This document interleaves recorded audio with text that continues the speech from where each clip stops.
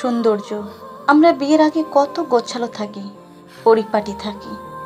বিয়ের আগে আর বিয়ের পরের জীবনটা কখনোই এক হয় না।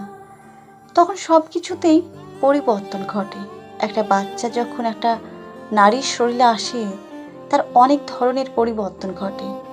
চোখের নিচে কালো দাগ, মোটা হয়ে যাওয়া, আরও অনেক কিছু।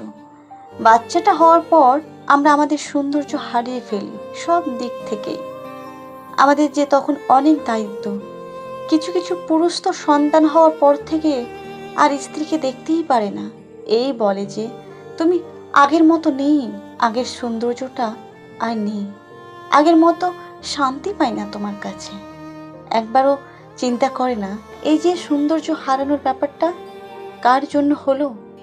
মৃত্যু যন্ত্রণা সহ্য করে লড়াই করে সন্তান উপহার দিল, যে মানুষটাকে বাবা ডাক শোনালো, তার মুখে যে এই কথাগুলো শুনবে তা কখনো ভেবে দেখেছে? যারা বিবাহিত তাদের বলছি, সবাই এক না, কিন্তু রাস্তায় একটা মেয়েকে দেখলে আপনার নানান কথা মাথায় আসতে পারে।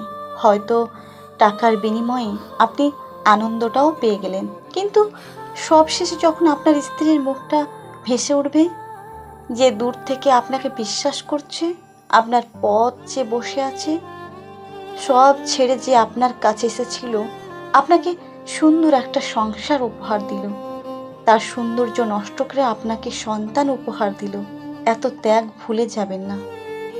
ক্ষণিকের সুখের জন্য নিজেকে পাপী করবেন না, নিজের স্ত্রীর হক নষ্ট করবেন না। আপনার স্ত্রী হয়তো দেখবে না, পুনরায় আপনাকে বিশ্বাস করবে, কিন্তু ওপরে তো একজন আছেন, তিনি সব দেখেন। কথায় আছে না, পাপ বাপকেও ছাড়ে না। সেই ঘুরে ফিরে আপনার পাপের ফল আপনার কাছেই আসবে। মনে রাখবেন, আল্লাহ সবাইকে ছাড় দেয়, কিন্তু ছেড়ে দেয় না।